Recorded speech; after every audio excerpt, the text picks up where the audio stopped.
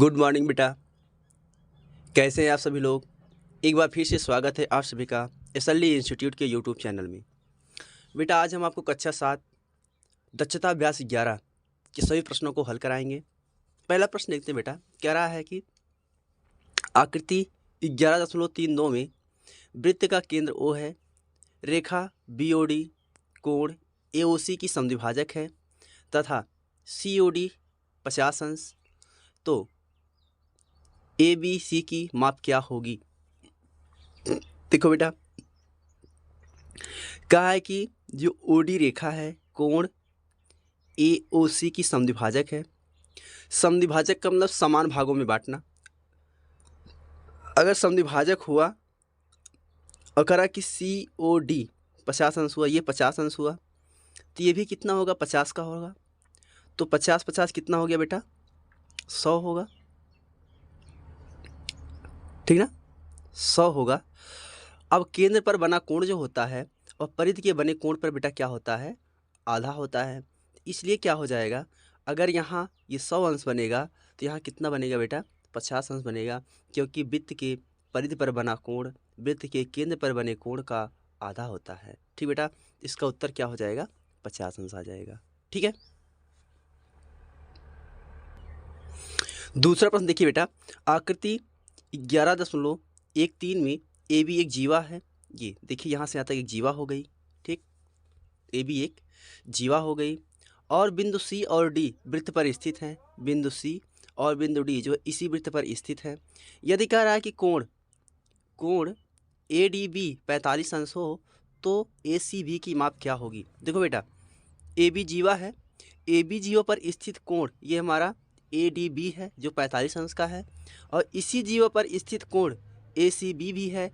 इसलिए ये भी क्या होगा, उतने ही अंश है, क्योंकि AB जीवा पर स्थित कोण एक ही वृत्तखंड में एक ही जीवा पर बने कोण क्या होते हैं, समान होते हैं। या हम कह सकते हैं एक ही वृत्तखंड में एक ही जीवा पर केंद्र परिधि पर बना कोण जो होता है समान होता है।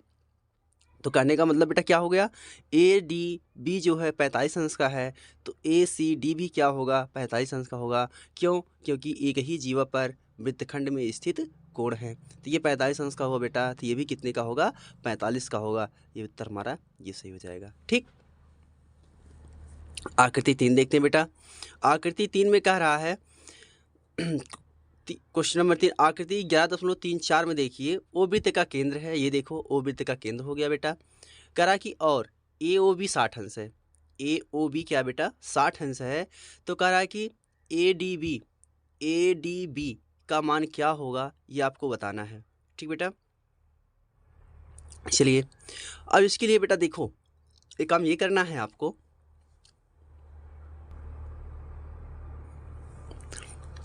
देखिए ये जो कोण है बेटा ये 60 अंश का है, तो टोटल ये अगर घुमाएंगे इसको, ये पूरा ना, जब इसको हम ये पूरा घुमा देंगे यहाँ से यहाँ तक, इसको जब घुमा लेंगे तो कितने का बनेगा, 360 बनेगा।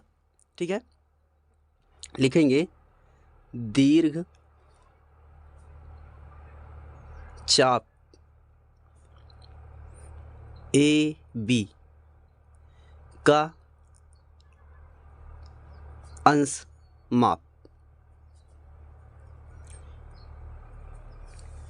का अंश माप बेटा क्या हो जाएगा, 360 माइनस ये जो हमारा कोण है कोण AOB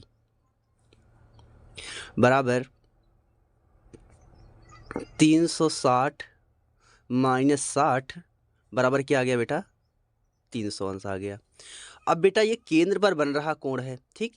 अब केंद्र पर बना कोण जो हो गया 30 अंश का हो गया, तो कोण के सामने, इस केंद्र वाले के सामने का कोण हमारा ये बनेगा। ठीक, तो परिधि, ये हमारा परिधि पर बन रहा कोण, और परिधि पर जो कोण होता है केंद्र पर बने कोण का आधा होता है। इसलिए क्या हो जाएगा, कोण ADB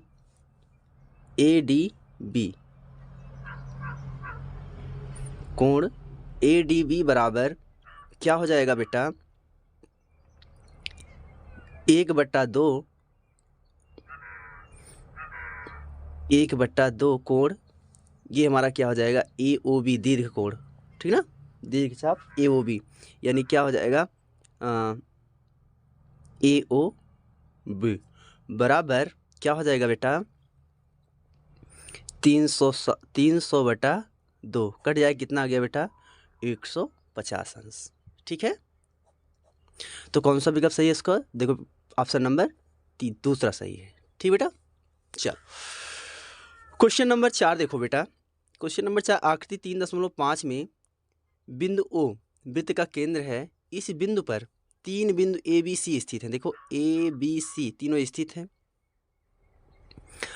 इसमें बेटा पूछा है कोण ए सी बी बराबर 40, ए सी बी बराबर 40, ए ओ बी, ए सी बी बेटा देखो क्या है, ए सी बी बेटा क्या है, वृत्त के परिधि का कोण है, और वृत्त के परिधि का कोण क्या होता है, केंद्र के कोण का आधा होता है। तो हमसे पूछा क्या है बेटा इसमें ए ओ बी पूछा है, यानी हमसे केंद्र का कोण पूछा है। तो हम इसको लगा लेते हैं क्या हो जाएगा बेटा, लिख देंगे कोण ए ओ बी बराबर कोण 2 गुणे कोण ए सी बी। ठीक बेटा, तो 2 गुणे 40 बराबर कितना आ जाएगा बेटा, 40 दूना 80 अंश आ जाएगा। ठीक बेटा, ये क्वेश्चन नंबर 4 हमारा है। ठीक है, कोई दिक्कत, वीडियो अच्छी लग रही है, वीडियो अच्छी लग रही है तो वीडियो को लाइक और कमेंट करते चले। ठीक, आगे देखते हैं बेटा। क्वेश्चन नंबर 5 देखिए बेटा, करा आकृति 11.36 में ओ वृत्त का केंद्र है, एक वृत्त है, 2 समान जीवाएं ए बी, ए सी और बी सी हैं, दी गई है। तो कोण ए बी सी का मान याद कीजिए, ए बी सी का मान याद कीजिए। ठीक बेटा, कोई बात नहीं है, आइए देखते हैं। चलो बेटा, क्वेश्चन नंबर 5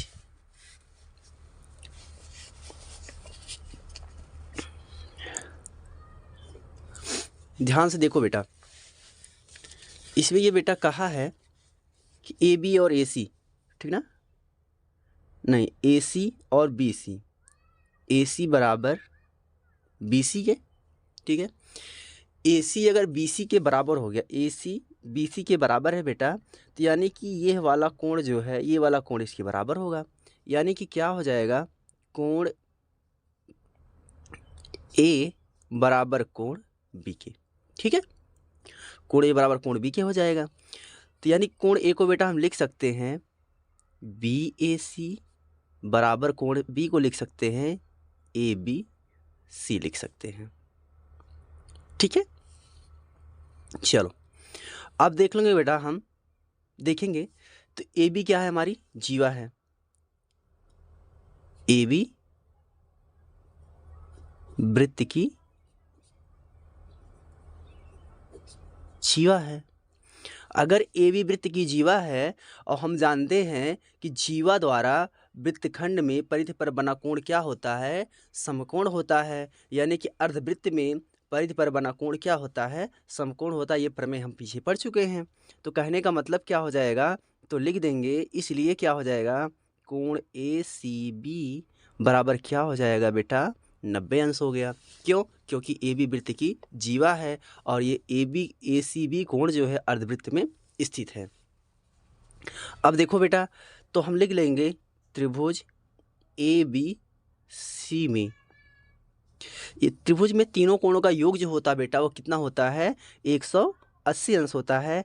इसलिए क्या हो जाएगा, कोण ए बी सी प्लस कोण बी ए सी प्लस कोण ए सी बी बराबर 180 अंश। कोण ए बी सी प्लस कोण, देखो बेटा बी ए सी के स्थान में क्या लिख सकते हैं, ए बी सी लिख सकते हैं। तो हो जाएगा ए बी सी प्लस कोण, इतने का मान बेटा हमें मालूम है क्या आया है, 90 अंश बराबर 180।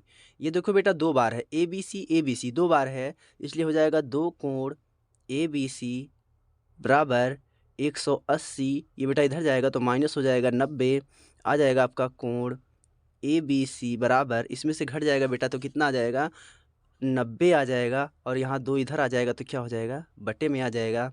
तो कोण ए बी सी बराबर ये कट जाएगा बेटा, कितना आ जाएगा 45 अंश आ गया। ठीक है, वीडियो अच्छी लग रही है वीडियो अच्छी लगे तो वीडियो को लाइक और कमेंट जरूर करें। आप चैनल पे नए हैं, चैनल को सब्सक्राइब कर लें। आगे के सभी क्वेश्चन को हम आपको अगली वीडियो में हल कराएंगे। तब तक के लिए धन्यवाद। जय हिंद।